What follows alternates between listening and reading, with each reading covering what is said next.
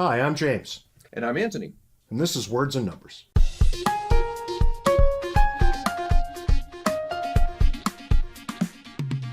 So, Ant, what's fascinating this week? Well, I ran across an interesting article. This is news from Gardendale, Alabama, where a young teenager, Elena Paris, mows lawns for his neighbors. He makes, something around $20 per lawn. And the interesting thing about this is he was reported to city regulators because he didn't have a $110 business license. And what makes this interesting is who reported him but a local lawn service company.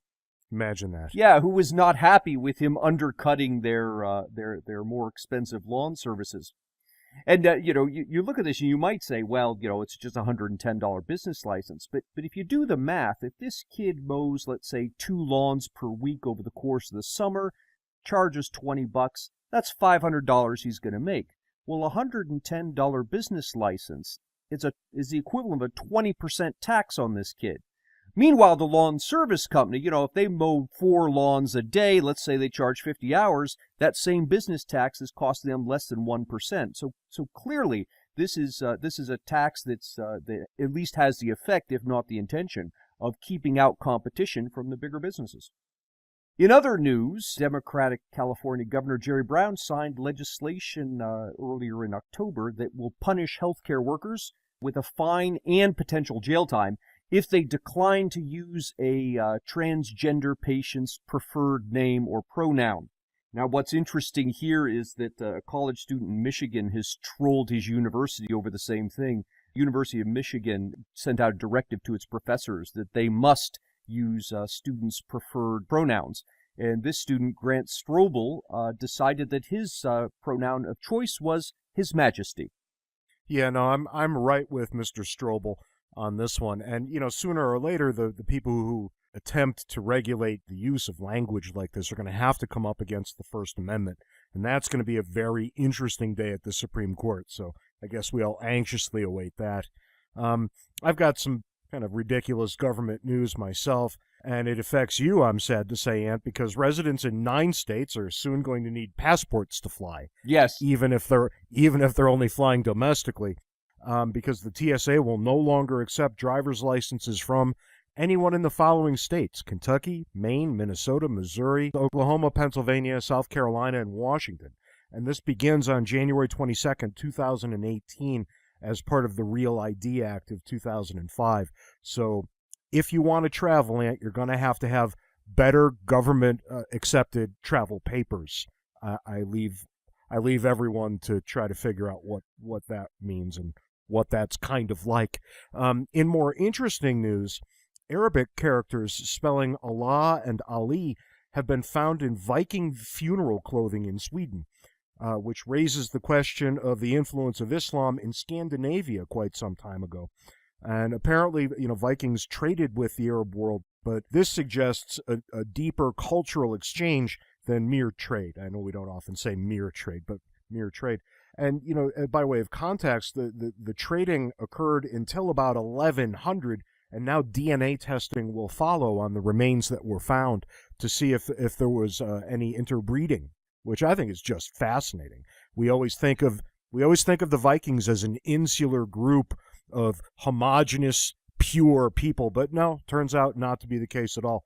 Everywhere we look, we find evidence of trade and more. It's one of the interesting things that happens when 2 countries trade. It's not just an exchange of goods and services. It's also exchange of culture and people. Yeah, no, that's right. And it'll be fascinating to see just how deeply it went with the Vikings. But we all sit in a holding pattern on that one. Sadly, we've got, I think, a truly ridiculous bit of foolishness of the week this week. And it comes from the good people of Biloxi, Mississippi, where the local school board has decided to pull To Kill a Mockingbird from the 8th grade curriculum because, get this, Ant, some of the book's language makes people uncomfortable. Good God. Yeah, no, they seem to be missing that was the exact point of the book. Yeah, someone hasn't read this. Yeah, no, I think and now there's going to be lots more of people who won't read it. Oh, no. What's going to happen is you tell a teenager he can't read something. Maybe this is a great ploy to get them to read the thing.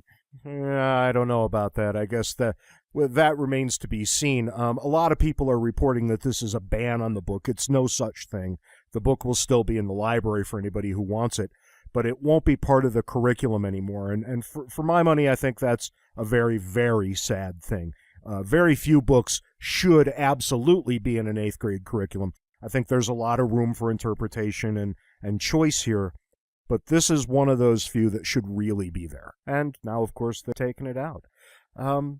So on that happy note, we turn our attention this week to healthcare, and you'd think it might be about Republican repeal, quote-unquote, efforts, which have all magically failed now that they have the numbers to achieve that goal that they've long said that they have.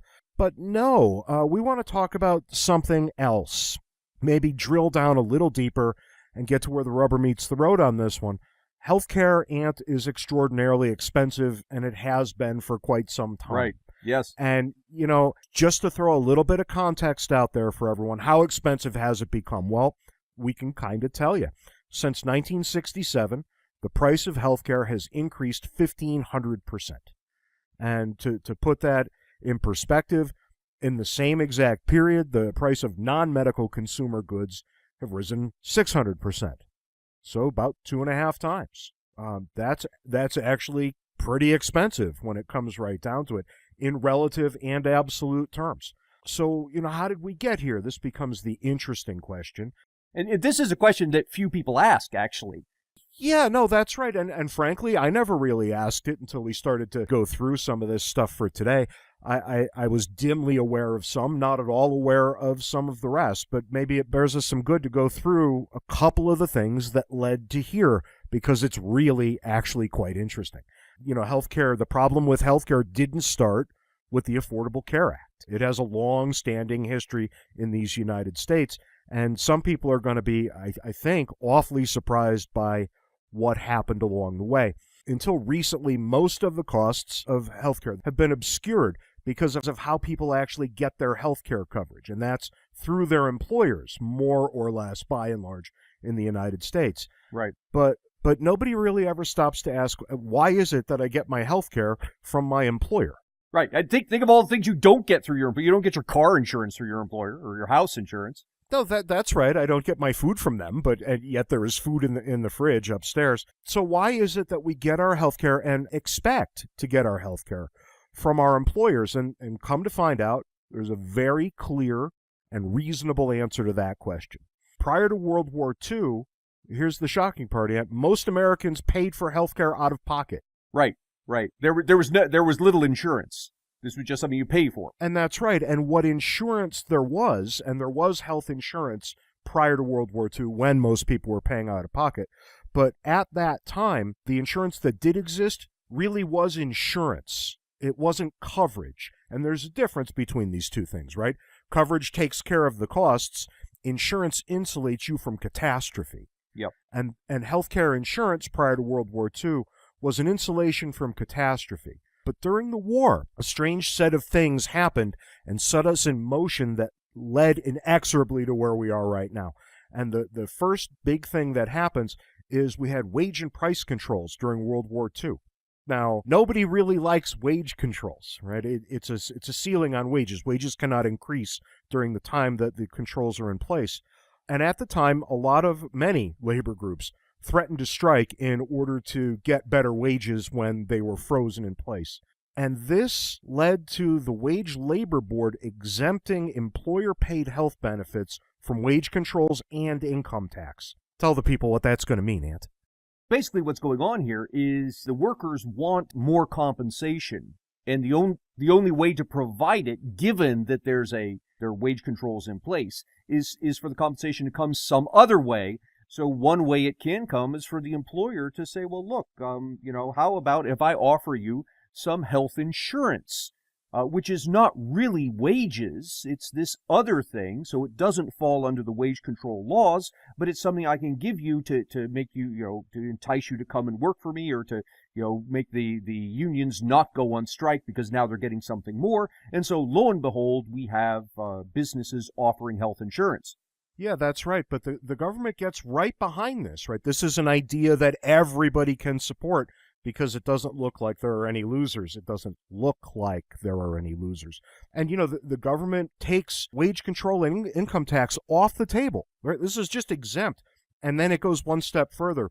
Employees also received 100% deduction on the cost as well, right? So nobody's taxed. Not only is the employer providing the insurance, but Congress has made the value of that insurance untaxable. Yeah, that's right. And before you know it, days go by and we get to the 1960s. And what do we find in the 1960s? Near universal health care offered through employers. Right. Even after the wage controls are gone. Yeah, no, this just stuck around because people had become quite accustomed to receiving it as a benefit, wanted to continue that. And then there was this other weird part of it, right? It didn't actually cost the employers much because workers tended to stay with one company through the course of their entire career. And if that's the case, nobody has a pre-existing condition because nobody actually leaves their health plan. So that's not an issue the way it comes to be later when the labor market changes and people start jumping from job to job to job with pre-existing conditions, which causes all kinds of trouble. And we'll get back into that in a minute or two with the numbers on this one, I'm sure. But the interesting thing here to realize is that employer-provided health care is ultimately an unintended consequence of World War II wage controls. And thank God, I guess in some sense, that employers decided to pick health insurance as the thing they were going to give to get around the wage laws. If they had decided to give food vouchers instead, we'd be looking at the problem that we have now in the health insurance industry. Instead, it would be impacting grocery stores. Right, we'd all be starving because come to find out, when all of these things happen, the product in question gets exorbitantly expensive. And that's absolutely happened with healthcare. So can you give us some idea of what healthcare actually costs? And here's an interesting wrinkle. Maybe do something on what we get for the money. Yeah, well, I think there's one more moving piece here, and that is that when health insurance, health coverage became tax-free, all of a sudden, if I'm going to give my employees a raise, they would much rather have that raise in the form of more medical benefits than in the form of cash income, because the cash income is taxed, the medical benefits are not. And so you get insurance expanding and covering more and more and more things. And as it does that, prices disappear. Whereas prior to the 1940s, if you needed something from the doctor, you go and you pay in cash. Now, nobody knows how much things cost because there are no prices. The insurance company handles that on the back end. Therefore, we don't comparison shop. And that's a huge contributor to the rising price. And if anybody out there wants to have a good time some late afternoon one day, call 3 different hospitals and comparison shop what an appendectomy costs. I bet they can't even tell you. The person's not going to know what you're asking. No, that's exactly right. The people that you'll call in the relevant offices, the billing offices of the hospitals, don't know what the procedures cost. And that tells you something. And when you do get a number, it doesn't mean anything, right? So you hear about the $57 aspirin, right? The price tag is meaningless. It's some in the background accounting calculations going on. But I think that one of the problems that goes on here is we think a lot about the rising price of healthcare, and no question the price of healthcare has been rising, but we tend to look at it divorced from the rising quality of healthcare. And if we look at some numbers, we find some interesting stuff. Since the 1960s, infant mortality in the United States has fallen by 80%. Deaths due to influenza and pneumonia have fallen 70%. Deaths due to heart disease, right, one of the greatest single killers in the U.S., have fallen almost 70%. And so, yes, people long for the lower-priced health care we had back in the 1960s. But do they want 1960s quality health care at 1960s prices? Or would they prefer 2017 quality health care at 2017 prices? And my guess is it's the latter. Yes, I'd love to have 1960s prices, but not at the cost of 1960s quality. To put the numbers in perspective, if we had today the same mortality rate that we had in the 1960s, 300,000 people would die each year that aren't currently dying. That, in part, is what this rising cost of healthcare is buying us. It's a better quality. All right, but I don't hear you making any judgment on the matter. Is it worth what we pay? Because that was really the question that was on the table when we got to the ACA, right, the Affordable Care Act, which was an effort to make health insurance affordable and thus accessible to everyone. Two things. We have to bring the price down or at least hold it steady so that more people can become insured. And it seems that the plan hasn't worked, at least anecdotally, right? Because the stories we hear over and over again is that healthcare is more expensive than ever. And, that's got to be a problem when it comes right down to it. We had this law to keep prices down or dare I say it, make it cheaper. And yet that doesn't seem to have happened. So I have two questions. On the one hand, what do we know about cost generally beyond the anecdotes? And then what do we know about the number of people who are in fact insured? Did the ACA succeed on either of its two goals? So these are the two things that candidate Obama promised. And to give him his due, he was promising these things as a candidate. And as he became president, new facts come to light. And so had he had it to do over again, perhaps he would not have promised the things he promised. But the fact is, he was elected, at least in part, on the promises he made for the Affordable Care Act. So one of them was that the Affordable Care Act would reduce the annual premiums by up to $2,500 a year, $2,500. Right. Now, anecdotally, I can tell you that mine have tripled. Right. Yes. And what we find, if you look at it, across the country, there was no decline. The decline was zero. In fact, prices went up. Now, they went up more slowly, but price of health care, although it was rising, was slowing down, even prior to the Affordable Care Act. So for the 4 years before the Affordable Care Act became law, so this is before President Obama was even elected, the cost of health insurance was rising about 5% a year. During the first 4 years in which the Affordable Care Act was being phased in, insurance costs continued to rise at about 5% a year. And for the last 4 years, leading up to 2016, the last year we have data available, health insurance was rising at just under 4%. So the promise of a decline in the cost of health care never materialized. It continued to rise, in fact, still rising faster than inflation in general. So that was one of the big things we were promised. The other big thing we were promised is it would be universal coverage. Well, we went so far as to make sure there would be universal coverage by penalizing people who didn't have coverage. Right. In addition to providing all of the fixes that the ACA claimed to be providing, on the back end, anybody who still doesn't have insurance, we're going to fine you. Right. So that was the last piece of incentive. So surely everyone is insured by now. No. And it turns out it's the number that are uninsured today is not much different than what it was prior to the Affordable Care Act. So the Affordable Care Act was phased in over the period 2011 to 2015. Before 2011, the uninsurance rate hovered consistently around the 13 to 16% mark.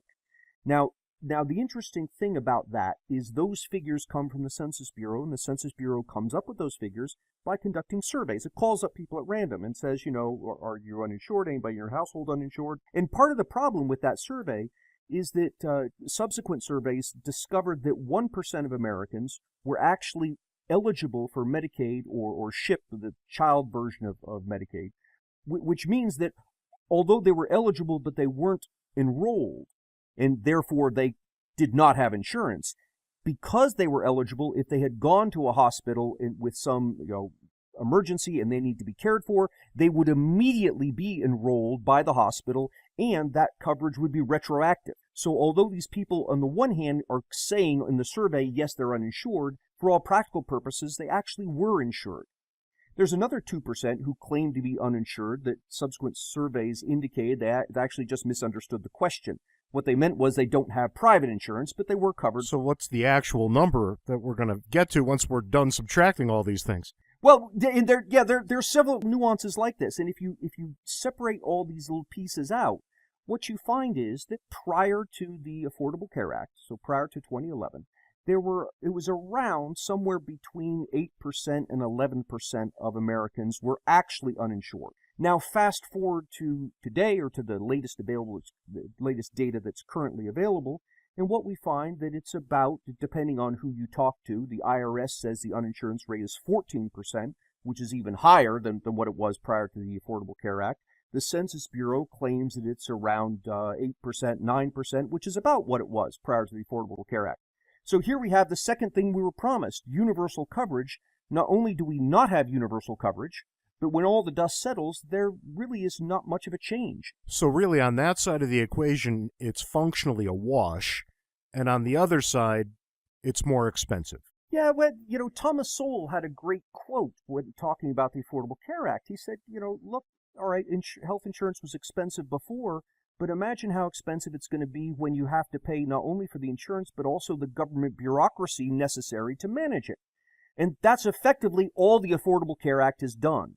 And let's be clear, we're not paying for that in full either. So not only have we increased the costs, not only have we yielded a condition in which no more people are insured today than they were prior, we're actually adding to the debt, something that we talk about all the time, because we're spending more money than we're taking in, which is by definition debt. This hasn't exactly been a rousing success, right? We're not really going to dance in the streets over how well we have done on this. But I think this might have been predictable on the one hand because, we've seen how, what's that word I'm looking for? We've seen the quality care that emerges from, say, the VA hospital, and we never really stopped to think that that's what happens when the government gets involved in healthcare. But maybe to put a happier spin on this, we do still have to ask some basic questions. We started by talking about the Republican Party and its never-ending promise to repeal the ACA until it got both houses of Congress and the presidency, at which point it utterly lost interest in repeal. But there probably are a couple of things out there that we can point to that will make a lot of sense if we choose to move forward in a more rational, evidence-based manner. Yeah, I think that's right. And I think one thing to keep in mind is that the actual cost of healthcare in terms of what's available to the people has been falling dramatically over time. Falling, not rising. But we started by saying it's increased 1,500% since 1967.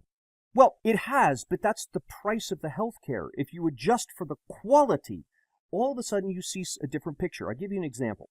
Adjusted for inflation, Andrew Carnegie, in his day, was worth what today would be the equivalent of $320 billion, right? So think about that. Andrew Carnegie, in his day, he was the equivalent of Bill Gates plus Warren Buffett plus Jeff Bezos plus Mark Zuckerberg plus 3 Richard Bransons. That's how rich Andrew Carnegie was. But he died of pneumonia. All of his wealth could not buy him a cure for a disease that today even poor Americans can afford. All right, so we're going to have to extrapolate up from that, right? Does the data give us any hint as to what a better answer might look like? If you look prior to the Affordable Care Act, there's a lot to be learned if you compare the states. And what we find if you compare cost of health insurance across the states is states that were guaranteed issue. That is, states that said, you insurance company cannot take into account pre-existing conditions. You absolutely must give insurance to anyone who comes forward. The states that had those laws in place were amongst had the most expensive insurance of the 50 states. And the other one was insurance mandates. That is, state laws that said, if you're going to sell insurance in this state, it must cover the following things. Well, you can imagine states that had more insurance mandates had more expensive health insurance. It would be like Pennsylvania passing a law that says if you're going to buy a car, it must have top-of-the-line stereo, leather seats, sunroof, right, all of this stuff. Of course cars are going to be more expensive. What happens if I want a bare-bones car that just gets me from point A to point B? Well, under that sort of law, I would be prohibited from buying it. Yeah, okay. So I think we can all get our heads around that, but what does this look like where the rubber meets the road? In practice, what do we do? Well, I think the lesson here is when we see a problem, before asking what government can do to fix it, ask instead what government's currently doing to cause it. That's not to say that there aren't problems that are appropriate for government to fix. There are many problems, prohibiting companies from dumping pollutants, holding manufacturers accountable for claims they make, forcing people who impose harm on others to make recompense. Those are appropriate roles for government. It is to say that we should keep in mind that government and markets are both tools. Each has its strengths and weaknesses.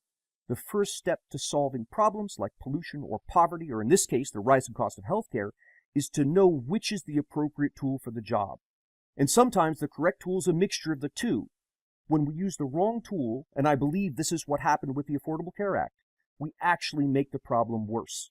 The solution then is not to use more of the wrong tool, but less. But here's the issue that a lot of people are going to have. You hear this refrain over and over again, right? People will say things like, well, there's never been a free market in healthcare. So where's your evidence that your approach, the free market, if I'm hearing you correctly, the free market approach is the better one? And of course, they're right. The government has, in fact, been involved in this for so long that none of us can remember when it wasn't, which means that we can't find any evidence to support the assertion that maybe government ought not be involved in it, but we can, right? You just have to be creative in where you look. And there's a couple of things that we can look at, two that we talk about often, I think, you and me, but maybe even a third. And the first one that I want to throw out, maybe I'll just give you the whole list and you could say whatever you want to all three. The first one is LASIK eye surgery, right, which was prohibitively expensive when it was first developed and not covered by insurance. And then what happened? A bunch of people wanted it, went and paid for it, drove the R&D cost down, and before you know it, anybody can afford LASIK surgery. And it's still largely not covered by insurance. Not covered by insurance by and large, but still incredibly affordable, which is interesting.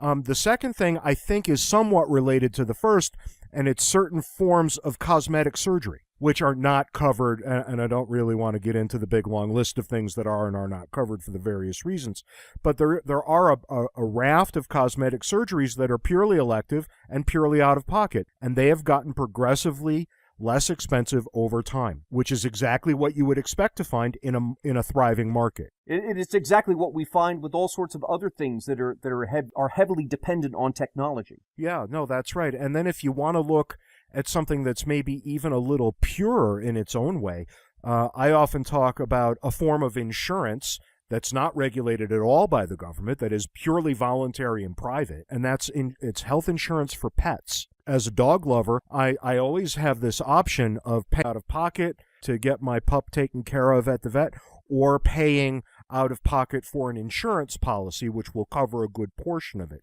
And then that's math I have to do at home and try to figure out which is the better deal.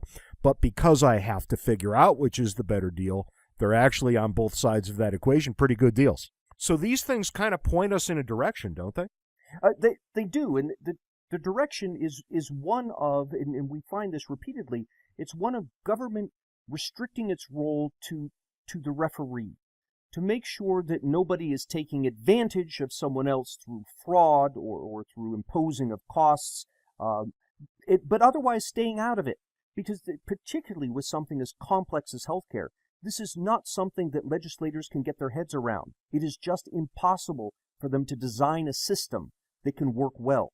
The best thing we can do is leave it to the market and let trial and error and competition figure out the best way to handle this. And that's all the time we've got this week on Words and Numbers. So, Ant, until next week when we come up with something even more fascinating than what we talked about this week, I will see you on the Words and Numbers Backstage Facebook group, where we continue these debates and meet all kinds of new and exciting people and have great conversations. So please, if you're out there and you're of a mind, join us there. We'd love to have you. Until then, check out all the great content at Fee Online on social media and at fee.org for our good friends at the Foundation for Economic Education.